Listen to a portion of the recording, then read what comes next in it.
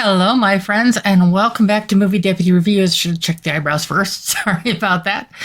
I am continuing our Mummy series today with The Mummy Tomb of the Dragon Emperor. Wow, I actually said that. I mean, that's usually one of those words that I flub up pretty good. Just so I'm surprised I got through that one.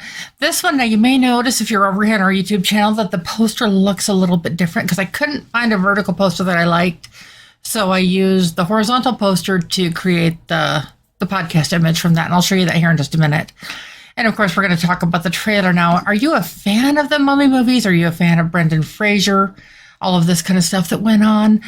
I'm not talking about the modern stuff. I'm just talking about like how the movies went. It's like the Mummy went so big and so hard that they had to follow it up with the second one. Now, I think they just were trying to press their luck a little bit too far, kind of like the old Press Your Luck series. They're going, no whammies, no whammies, no whammies, stop! And where they hit the whammy? Well, I think The Mummy Tomb of the Dragon Emperor is the whammy. Now, this is totally the whammy of the Mummy movies. If you are a fan of the Mummy movies and you have not seen this one, I can recommend watching it. It's at least watchable. But beyond that, it's an adventure. Let's just put it that way. It is an adventure.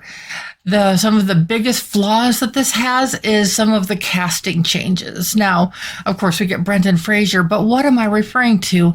Well, let's check out the trailer and find out. And then, of course, I'm going to share the podcast image. And I'm going to share with you the original review that was on moviedeputy.com. Are you ready for that? Well, I guess we'll find out. Also, I may be sounding a little bit different in today's episode. I decided to take the filter off of my mic. So I'm hoping that will help me come through a little bit more crisp and a little bit less breathy. I come across as very breathy anyways, so I'm just trying to, I don't want that like tinny sound from the breathiness coming through. So I thought I would do a test today of no filter on the microphone. I don't know if you guys can see like part of the mic there. Got cat marks on it and stuff too from my kitties. Got to appreciate that. So don't want it in the frame if I can help it. There we go. So that might have sounded a little bit weird when I was adjusting that too. So my apologies. But let's check out the trailer and then jump into this one a little bit further. After 2,000 years, a mystery lost to time is about to be unearthed. It's the tomb of the Dragon Emperor, Tom. And a legendary evil will be awoken.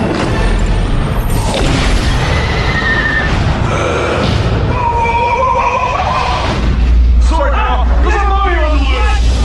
From Universal Pictures. Good going, Dad. You raised another mummy. In his tomb, he said he had control of the five elements. I hate mummies! They never play fair! And the producers of The Mummy and The Mummy Returns. How exactly was supposed to fend him off? When the Emperor built the Great Wall, he buried his enemies underneath it. I will call them to battle once again.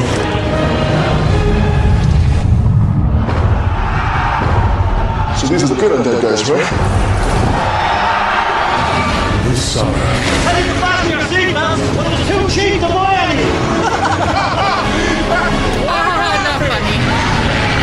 beyond death, beyond imagination, lies an adventure that will live for all eternity.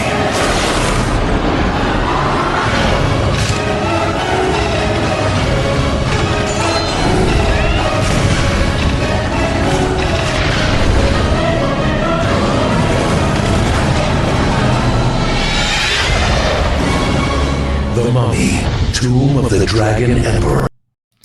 So, yeah, that's kind of what I'm referring to a little bit, is you've probably noticed a major cast change there. And then it's like, how to continue the Mummy movies? Let's move it to Asia and add Jet Li and add all of the martial arts, because the Mummy story has been taken as far as we can take it. So let's do this to it. Well, that it both works and it doesn't. Let me show you the podcast image. This is the poster. This is the podcast image. I changed it a little bit. I couldn't quite get it completely centered as I wanted it to, but I think it still turned out pretty good. But back to the poster. Now, I want to share with you the original review that I had written back when I reviewed this for the first time. This came out in 2008. I should probably look and check the exact date that I had posted this. I know it's been a while. But so yeah, this review has been up on moviedeputy.com for quite a while. Tomb of the Dragon Emperor. Here we go. If I can get my computer to cooperate here. The O'Connells are back again, only this time they're almost unrecognizable. It has been many years since we saw them last in their effort to save their son. Now he's all grown up and has taken after his dad in all of the wrong ways. As Rick and Evie attempt to get themselves back on track, they struggle with trying to fathom the track that their son is on. His adventures go even further than those of his dad, considering all of Rick's adventures. That's truly saying something. There will be an unexpected assistant that will help him along the way, but not before placing him in peril. To begin with, Aries, but Taro, stop it. Sorry, it's just very distracting when I have a kitty that is pawing at my computer.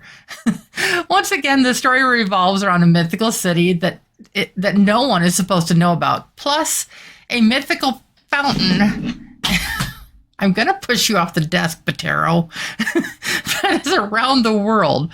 What do these things have in common? That will reveal itself as the story is told. This third installment in the Mummy series continues the story, but in doing so, it also disconnects itself with some obvious changes. Though it's not for everyone, it wraps the story up in an unconventional way. Will there be more to come? Who knows? But knowing the O'Connells, I've learned never to say never.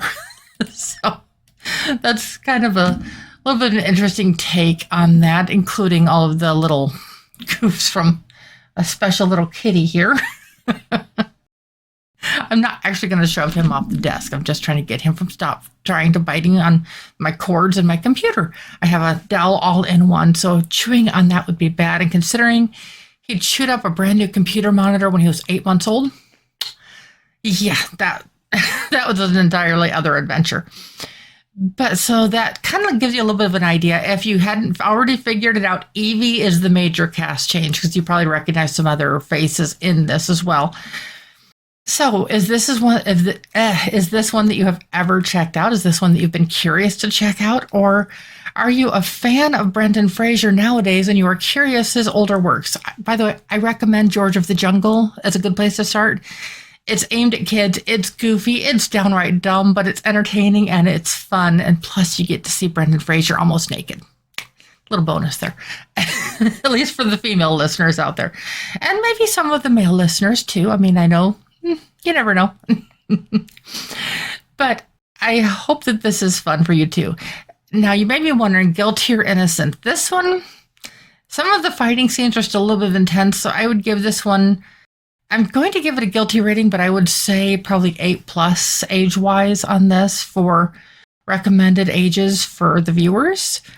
Now, score-wise, this one might not surprise you based on what I was describing this one as.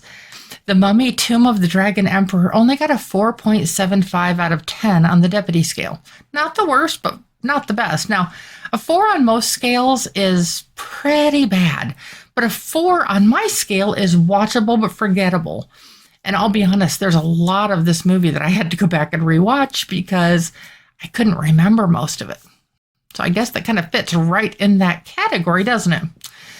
So if you haven't done so already, I hope that you click that subscribe button and turn on that little notification bell to get the latest and greatest Movie Deputy content. And I will be back Wednesday with another Mummy movie for you. So which Mummy movie follows this one? Guess you'll have to come back and find out. Till later, guys. Bye-bye.